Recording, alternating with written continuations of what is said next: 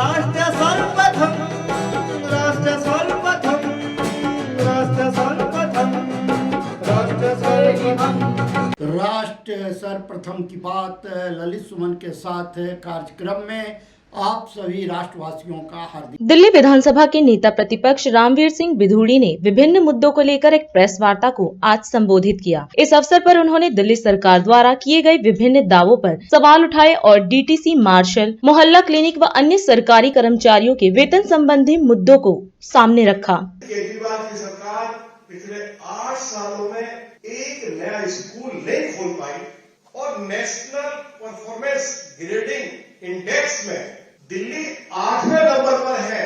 तो अरविंद केजरीवाल तो कहते हैं कि दिल्ली जो है वो शिक्षा के मामले में बहुत आगे है।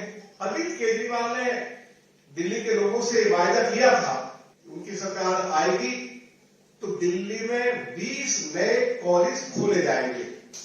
अरविंद केजरीवाल की सरकार एक भी नया कॉलेज नहीं खोल पाई है और दिल्ली सरकार के जो 12 कॉलेजेस हैं, चाहे उनका टीचिंग स्टाफ हो चाहे नॉन टीचिंग स्टाफ हो, उनको पिछले 5 महीने से अरविंद केजरीवाल की सरकार सैलरी नहीं दे पा रही है।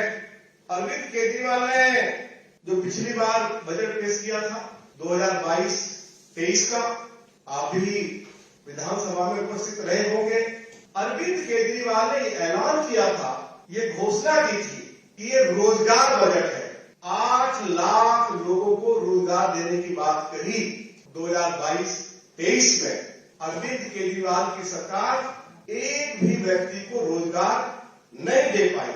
अरविंद केजरीवाल ने मुख्यमंत्री बनने से पहले गेस्ट टीचर्स हो, चाहे कॉन्ट्रैक्ट वर्कर्स हो, चाहे आंगनवाड़ी महिलाएं हो, आशा वर्कर्स हो, लगभग इनकी संख्या दिल्ली में 3 लाख है।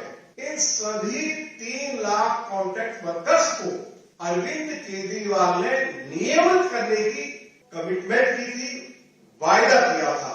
लेकिन आज तक अरविंद केजरीवाल की सरकार एक भी टेम्परेरी वर्कर को रेगुलराइज नहीं कर पाई है। अरविंद केजरीवाल को यह भी बताना पड़ेगा कि पिछले 5 साल से उनकी सरकार ने ओल्ड एज पेंशन बंद की हुई है। दिल्ली के अंदर सीसीटीवी और फ्री वाईफाई पूरी तरह से बंद पड़े हैं।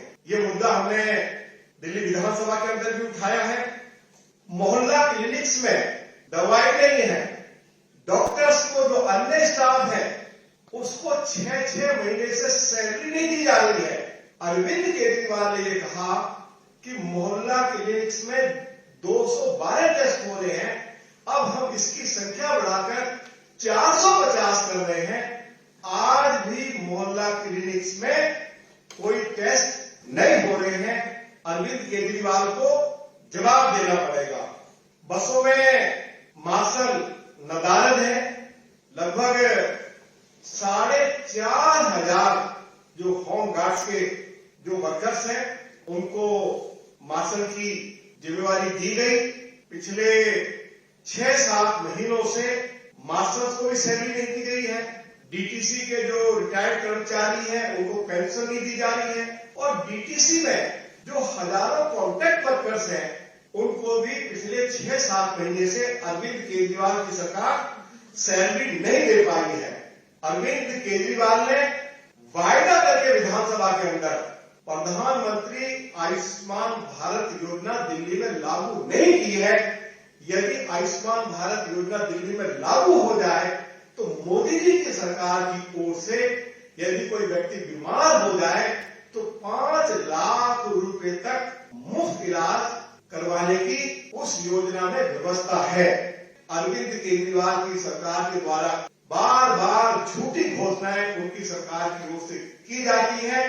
केवल दिल्ली के लोगों को भ्रमित करने की कोशिश की जाती है, लेकिन दिल्ली के डेवलपमेंट के लिए कोई ऐसा काम अरविंद केजरीवाल की सरकार की ओर से इन पिछले 3 सालों में नहीं किया गया है, जिसको हम एक उदाहरण के रूप में मीडिया के सामने प्रस्तुत कर सकें। अरविंद केजरीवाल ने कहा कि हम सत्ता में आएंगे तो हम दिल्ली में जो 3 लाख कॉन्ट्रैक्ट वर्कर्स हैं, चाहे वो डीटीसी में है, चाहे वो जल बोर्ड में है, चाहे वो गेस्ट टीचर्स हैं, चाहे वो आशा वर्कर्स हैं, चाहे आंगनवाड़ी वर्कर्स हैं, हम इन सभी को रेगुलराइज करेंगे। अरविंद केजरीवाल बताएं, क्या वो पिछले 8 सालों में किसी एक भी टेम्परेरी वर्कर को रेगुलराइज कर पाए? और दूसरी तरफ श्री अमित शाह जी ने जो हमारे एनडीएमसी के 4,500 कर्मचारियों को नियमित कर दिया।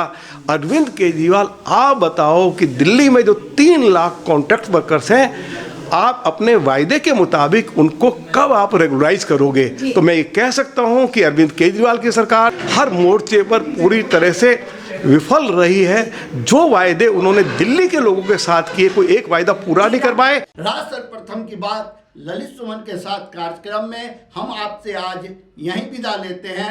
अन्य खबरों के लिए आप बने रहें। राष्ट्र सर्वप्रथम, वंदे मातरम, जाग उठा है भारत। राष्ट्र सर्वप्रथम, राष्ट्र सर्वप्रथम, राष्ट्र सर्वप्रथम, राष्ट्र सर्वप्रथम।